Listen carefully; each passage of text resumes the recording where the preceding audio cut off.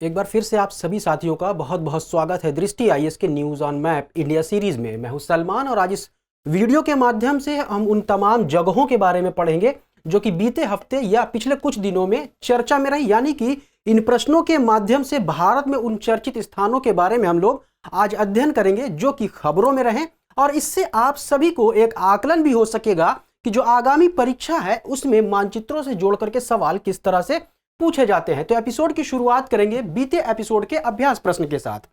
हमने आपसे अभ्यास प्रश्न में पूछा था कि निम्नलिखित में से कौन सी नदी हिमालय पर्वत श्रृंखला से नहीं निकलती है? यमुना, ब्रह्मपुत्र, सिंधु या फिर ताप्ती? इस प्रश्न का बहुत से विद्यार्थियों ने बिल्कुल सही उत्तर दिया है। इस प्रश्न का जो सही उत्तर होगा वह विकल्प डी होगा, यानी कि ताप्ती नदी से होगा। ताप्ती नदी की अगर हम बात करें तो यह मध्य प्रदेश के मुल्ताई नामक स्थान से निकलती है, और मुल्ताई जो है मध्य प्रदेश के बैतूल जिले में स्थित है। कहां पर? बैतूल। यहीं पर एक स्थान है मुल्ताई जहां से यह उद्गमित होती है और यह पश्चिम की तरफ प्रवाहित होती है, यानी कि पूर्व से पश्चिम की ओर इसकी प्रवाह की दिशा है। तो यहां पर आप सभी को कमेंट सेक्शन में एक चीज बतानी है कि भारत में वह कौन कौन सी नदियां हैं जो पूर्व से पश्चिम की ओर प्रवाहित होती हैं। एक तो ताप्ती है ही, इसके अलावा कुछ अन्य नदियों के भी नाम आप सभी को कमेंट सेक्शन में बताने हैं जो कि पूर्व से पश्चिम दिशा की ओर प्रवाहित होती है। अब बात करें यमुना, ब्रह्मपुत्र और सिंधु की, तो यमुना नदी की अगर हम बात करें तो हम इसको देखें अगर, तो यमुना नदी जो है बंदरपूछ ग्लेशियर से निकलती है, हिमालय पर्वत श्रृंखला से ही कुछ इस तरह से। तो यह वाला विकल्प गलत होगा। इसके बाद अगर हम ब्रह्मपुत्र की बात करें तो यह तिब्बत के पठार के चोमयुंग ग्लेशियर से उद्गमित होती है और फिर यह भारत में कुछ इस तरह से आकर के प्रवेश करती है। इसके अंतर्गत अगर बात करें दिबांग लोहित इसकी प्रमुख सहायक नदियों में से हैं। वहीं अगर सिंधु नदी की हम बात करें तो सिंधु नदी की हम देखें तो इसकी ओरिजिन भी जो है हिमालय पर्वत श्रृंखला से ही होती है। और कहां से होती है? बोखरचू नामक ग्लेशियर से। क्या नाम है इसका? बोखरचू ग्लेशियर है, यहीं से इसका उद्गम होता है जो कि हिमालय पर्वत श्रृंखला का ही एक भाग है। अब यहां पर देखिए आप, यह पूर्व से पश्चिम की ओर प्रवाहित हो रही है ताप्ती, इसे तापी भी कहते हैं। यह मध्य प्रदेश के बैतूल नामक स्थान से, जो बैतूल जिला है वहीं पर एक स्थान है मुल्ताई, यहीं से इसका उद्गम होता है, फिर ये पश्चिम की ओर प्रवाहित होते हुए आगे बढ़ जाती है।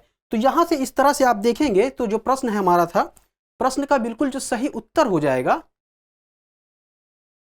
ये विकल्प डी हो जाएगा, यानी कि ताप्ती। तो ये पूरी की पूरी बात रही अभ्यास प्रश्न की। और आइए देखते हैं कि इस एपिसोड का पहला प्रश्न आप सभी के लिए क्या बनाया गया है। अनामुडी चोटी के संदर्भ में निम्नलिखित कथनों पर विचार करें। अनामुडी चोटी पश्चिमी घाट और दक्षिण भारत की सबसे ऊंची चोटी है। यह एराविकुलम राष्ट्रीय उद्यान में स्थित है और नीलगिरी तहर का निवास स्थान है। यह चोटी इलायची पहाड़ियों, जिसे कि कार्डमम हिल्स भी कहते हैं, कार्डमम हिल्स के नाम से यह प्रसिद्ध चोटी है जो पश्चिमी घाट का सबसे दक्षिणी भाग है। उपर्युक्त में से कौन सा या कौन से कथन सही है या सही है, ये आपको इन कूटों के द्वारा चुनना है, यानी कि आपको बताना है कि वह कौन सा कूट है जो इन कथनों के संदर्भ में सही है। तो अनाईमुडी चोटी की अगर हम बात करें पश्चिमी घाट के अंतर्गत, तो इसको आप लोग देखिए, तो यहां पर आप देखिए कि ये केरल राज्य में आप यहां पर देखेंगे कि अनाईमुडी चोटी है जिसकी ऊंचाई जो है 2695 मीटर है। ठीक है, तो और यह जो है पश्चिमी घाट वाला पूरा का पूरा पोर्शन है। तो आप यहां पर इसकी देखिए, और इसकी लोकेशन जो है एराविकुलम नेशनल पार्क। अब एराविकुलम नेशनल पार्क कहां पर है? केरला में है। तो यह केरला में स्थित है। तो इस पे आप देखिए तो अनाईमुडी चोटी जो है पश्चिमी घाट और दक्षिण भारत की सबसे ऊंची चोटी है। यह वाला स्टेटमेंट बिल्कुल सही हो जाता है। अब यह कहां पर स्थित है? एराविकुलम राष्ट्रीय उद्यान में स्थित है और नीलगिरी तहर का यह एक प्रमुख निवास है, यह भी बिल्कुल सही है। यहां पर एक पुष्प खिलता है 12 साल में एक बार, जिसे हम नीला कुरिंजी पुष्प कहते हैं।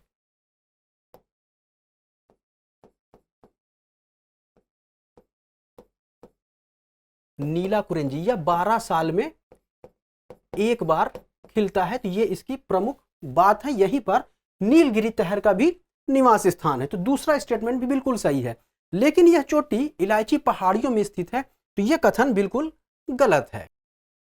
अब यहां पर देखिए, ये जो है एराविकुलम नेशनल पार्क है यहाँ पर, और ये पूरा का पूरा वेस्टर्न घाट है, यानी कि जो पश्चिमी घाट है कुछ इस तरह से यहाँ पर है।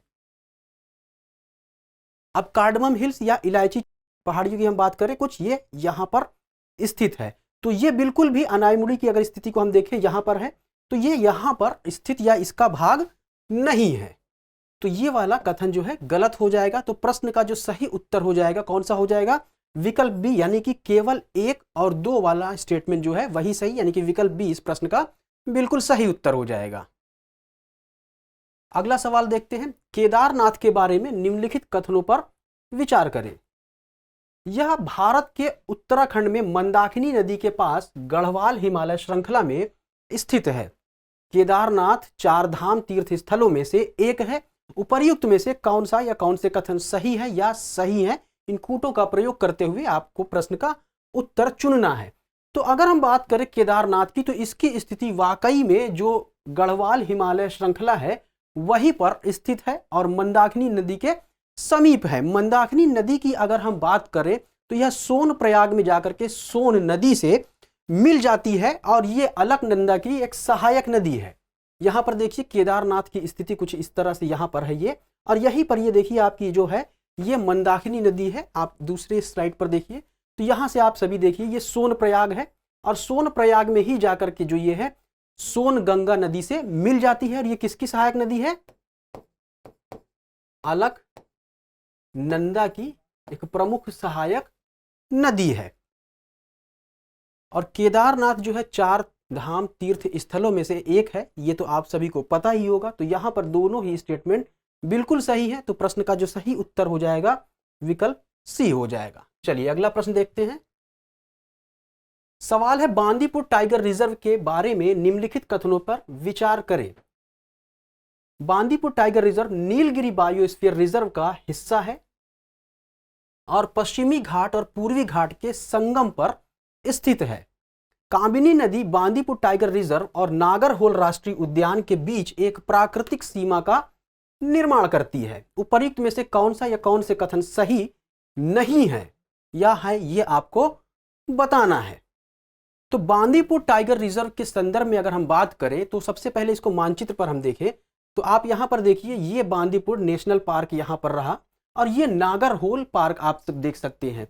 और यहीं पर अगर आप देखें तो नीलगिरी टाइगर रिजर्व जो है ये कुछ यहां पर स्थित है। अगर आप इसमें देखेंगे तो यहां पर होगा, तो ये इसी का बिल्कुल हिस्सा माना जाता है। तो पहला स्टेटमेंट जो है बिल्कुल सही है, क्योंकि यह पश्चिमी और पूर्वी घाट के संगम पर ही स्थित है। अगर आप यहां पर ध्यान से देखिएगा, ये वाला जो पूरा का पूरा पोर्शन है यहीं पर जो है पश्चिमी और पूर्वी घाट का संगम होता है, और यहीं पर यह जो है बिल्कुल स्थित है। कहां पर? Nilgiri biosphere reserve.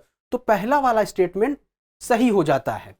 अब कामिनी नदी की अगर हम बात करें तो ये बांदीपुर टाइगर रिजर्व और नागरहोल राष्ट्रीय उद्यान के बीच एक प्राकृतिक सीमा का निर्माण करती है। तो इसकी पुष्टि भी हम कर लेते हैं। यहां पर देखिए ये बांदीपुर नेशनल पार्क है और ये नागरहोल टाइगर रिजर्व है, और कामिनी नदी कुछ यहीं पर आप इस तरह से देख सकते हैं। कामिनी नदी की अगर बात करें तो ये कावेरी की एक सहायक नदी है। किसकी?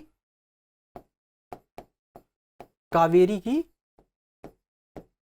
सहायक नदी। अब यहां पर आप सभी के लिए एक होमवर्क है कि कावेरी को किस अन्य नाम से भी जाना जाता है, ये कमेंट सेक्शन में आपको बताना है। कावेरी का एक उपनाम भी है या इसको इसी नाम से प्रसिद्ध है, तो आपको बताना है कि कावेरी को दक्षिण भारत की किस नदी के रूप में जाना जाता है, ये आपको यहां पर बताना है। तो यहां पर आप देखिए तो यह प्राकृतिक सीमा तो बना ही रही है, यानी कि इन दोनों के मध्य एक प्राकृतिक सीमा के रूप में यह कार्य करती है। तो यहां पर आप देखिए कि दोनों स्टेटमेंट ही सही है। अब सवाल में क्या पूछा है कि उपर्युक्त में से कौन सा या कौन से कथन सही नहीं है, तो दोनों ही कथन सही है। तो प्रश्न का जो सही उत्तर हो जाएगा विकल्प डी हो जाएगा, यानी कि ना तो 1 और ना ही 2। चलिए अगले सवाल को देखते हैं।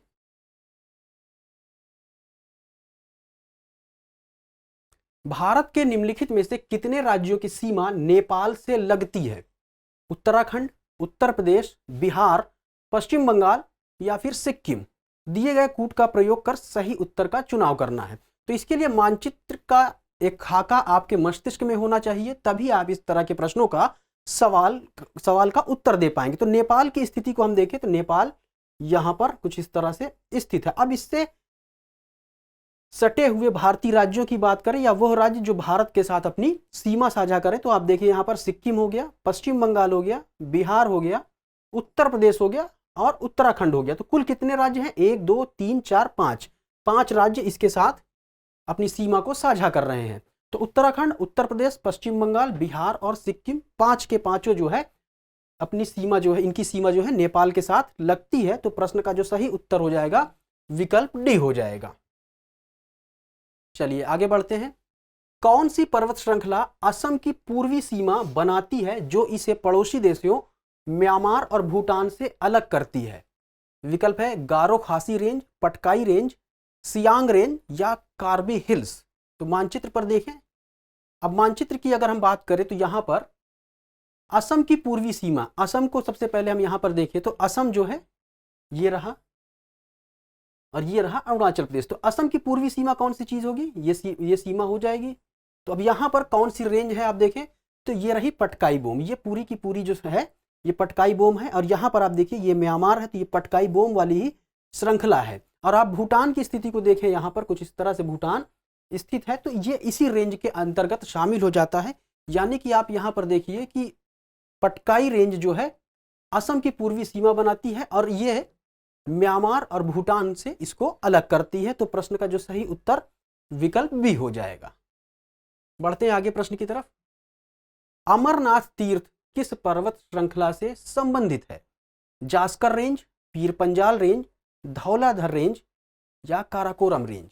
तो आप सभी को पता होगा कि अगर हम हिमालय की स्थिति देखें या जब भी हम हिमालय पर्वत श्रृंखला के बारे में अध्ययन करते हैं तो बृहद हिमालय, लघु हिमालय, शिवालिक, इस तरह की चीजें हम देखने को मिलती है।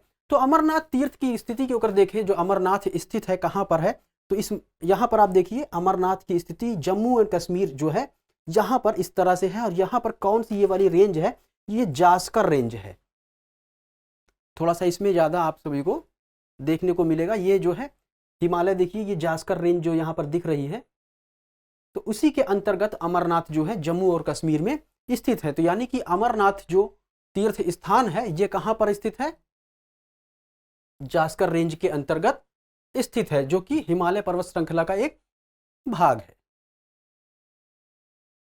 अगला सवाल देखते हैं। निम्नलिखित में से कौन सी नदी कर्नाटक से निकलती है और इसके सबसे महत्वपूर्ण जल संसाधनों में से एक है, जिसे कर्नाटक की जीवन रेखा भी कहा जाता है? कावेरी, कृष्णा, तुंगभद्रा नदी या फिर गोदावरी नदी। तो हाल फिलहाल में या आए दिन आप सभी एक नदी के बारे में जरूर देखते होंगे जो चर्चा में बनी रहती है, वो है कावेरी नदी। तो कावेरी नदी जल विवाद से संबंधित खबर आए दिन आप सभी को न्यूज़पेपर में देखने को मिलती होगी। तो दरअसल कावेरी नदी की अगर हम बात करें तो कावेरी नदी के जो उद्गम होता है यह कर्नाटक के ब्रह्मगिरी पहाड़ियों से होता है। कर्नाटक वाला जो देखे जो कर्नाटक का दक्षिणी भाग है, यहीं पर ब्रह्मगिरी पहाड़ियां स्थित हैं।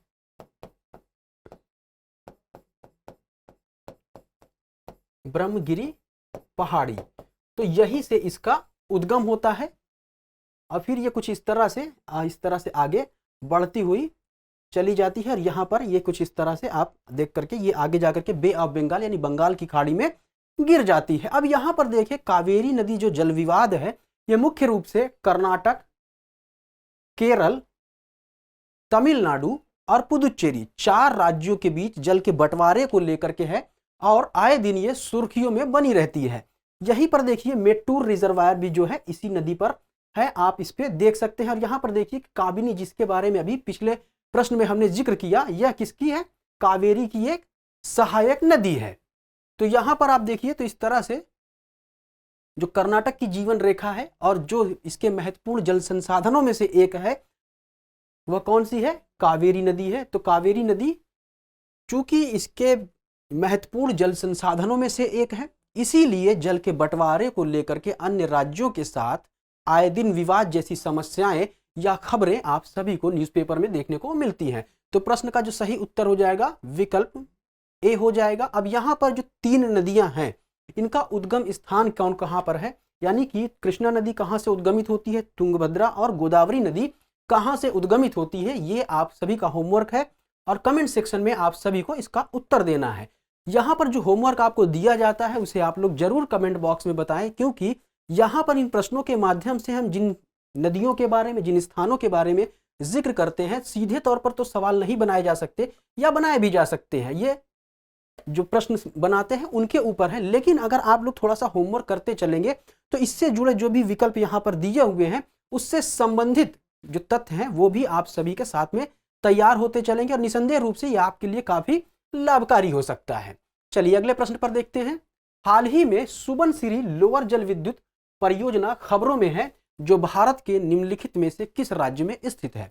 विकल्प है अरुणाचल प्रदेश, असम, अरुणाचल प्रदेश और असम के बीच, असम और मेघालय के बीच।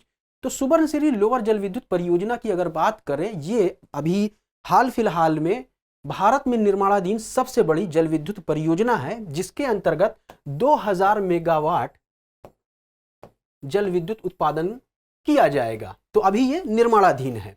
अब ये किन राज्यों के बीच में है अगर आप देखिए तो यहां पर देखिए ये असम है और ये अरुणाचल प्रदेश है, और यहीं पर यह जल विद्युत परियोजना जो है निर्माणाधीन है। तो ये असम और अरुणाचल प्रदेश के मध्य जो है एक निर्माणाधीन जल विद्युत परियोजना है, जिसके अंतर्गत 2000 मेगावाट जल विद्युत का उत्पादन किया जाएगा। तो प्रश्न का जो सही उत्तर हो जाएगा अरुणाचल प्रदेश और असम के बीच। अब सुबनसिरी की बात करें, सुबनसिरी जो है ये ब्रह्मपुत्र की एक सहायक नदी है। अगला प्रश्न देखते हैं जो कि आप सभी के लिए अभ्यास प्रश्न, यानी कि इसका उत्तर तो आप लोग जरूर देंगे कमेंट सेक्शन में। पूर्वी घाट उड़ीसा के तटीय मैदानों से किस प्रमुख पहाड़ी श्रृंखला पर मिलते हैं? शेवराय हिल्स, जवादी हिल्स, नल्लामाला पहाड़ियां या महेंद्रगिरी पहाड़ियां? तो ये आज का अभ्यास प्रश्न रहा आप सभी के लिए, जिसका उत्तर आप सभी को कमेंट सेक्शन में देना है। तो मिलते हैं अगले एपिसोड में कुछ नए प्रश्नों के साथ, कुछ नए तथ्यों और सूचनाओं के साथ। लेकिन कमेंट में उन तमाम होमवर्क में दिए गए सवालों का जवाब देना ना भूलें जो आप सभी से अन्य प्रश्नों में पूछे गए हैं, क्योंकि इन्हीं के माध्यम से आपके ज्ञान स्तर में वृद्धि भी होती है। तो मिलते हैं अगले एपिसोड में, तब तक के लिए जय हिंद।